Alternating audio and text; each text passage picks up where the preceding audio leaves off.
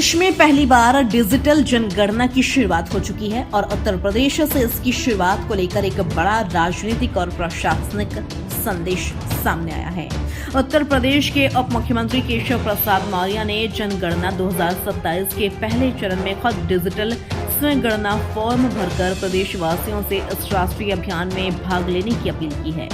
लखनऊ स्थित 7 कालिदास मार्ग पर अपने कैंप कार्यालय में उप मुख्यमंत्री ने ऑनलाइन माध्यम से अपनी जानकारी दर्ज की और कहा कि हर नागरिक सही और प्रामाणिक जानकारी देकर देश के विकास की मजबूत नींव रख सकता है। दरअसल प्रदेश में 7 मई 2026 से जनगणना 2027 का पहला चरण शुरू हो चुका है। इस चरण में मकानों और भवनों की गणना की जा रही है, जबकि दूसरे चरण में हर व्यक्ति की वस्तु गणना की जाएगी। इस बार सबसे खास बात यह है कि जनगणना पूरी तरह डिजिटल प्लेटफॉर्म पर आधारित होगी, यानी अब लोग खुद अपने मोबाइल या ऑनलाइन प्लेटफॉर्म के जरिए अपनी जानकारी दर्ज कर सकेंगे। उप मुख्यमंत्री केशव प्रसाद मौर्य ने कहा कि 21 मई 2026 तक आम जनता को स्वगणना का विकल्प दिया गया है।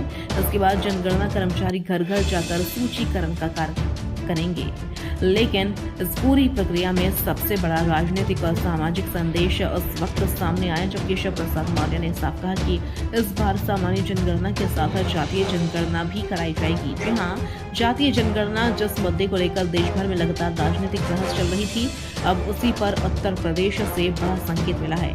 केशव मौर्य ने कहा कि सही जनगणना ही सुनियोजित विकास का मजबूत आधार होती है। सरकार को जब सटीक आंकड़े मिलेंगे तभी योजनाओं का लाभ समाज के अंतिम व्यक्ति तक पहुंच सकता है। उन्होंने प्रधानमंत्री नरेंद्र मोदी के सबका साथ सबका विकास, सबका विश्वास और सबका प्रयास के विजन का जिक्र करते हुए कहा कि जनगणना उसी दिशा में एक महत्वपूर्ण कदम है। उप मुख्यमंत्री ने यह भी कहा कि देश में पहली बार डिजिटल तकनीक के जरिए जनगणना कराई जा रही है, जिससे पूरी प्रक्रिया ज्यादा पारदर्शी, तेज और प्रभावी बनेगी। इस मौके पर उत्तर प्रदेश जनगणना विभाग की निदेशक श्रीमती शीतल वर्मा भी मौजूद रहीं। उन्होंने उप मुख्यमंत्री को भारत की जनगणना विषयक स्मृति चिन्ह भेंट किया और बताया कि दोनों चरणों के लिए कर्मचारियों का प्रशिक्षण पूरा किया जा चुका है। शीतल वर्मा के मुताबिक डिजिटल सिस्टम को लेकर कर्मचारियों को विशेष ट्रेनिंग दी गई है ताकि जनगणना के दौरान किसी तरह की तकनीकी दिक्कत न आए। अब सवाल ये भी है, क्या डिजिटल जनगणना आने वाले समय में देश की नीति और राजनीति की दिशा तय करेगी? क्या जातीय आंकड़े आने के बाद सामाजिक और राजनीतिक समीकरण बदलेंगे? और क्या डिजिटल डेटा के जरिए योजनाओं का लाभ वाकई अंतिम व्यक्ति तक पहुंच पाएगा?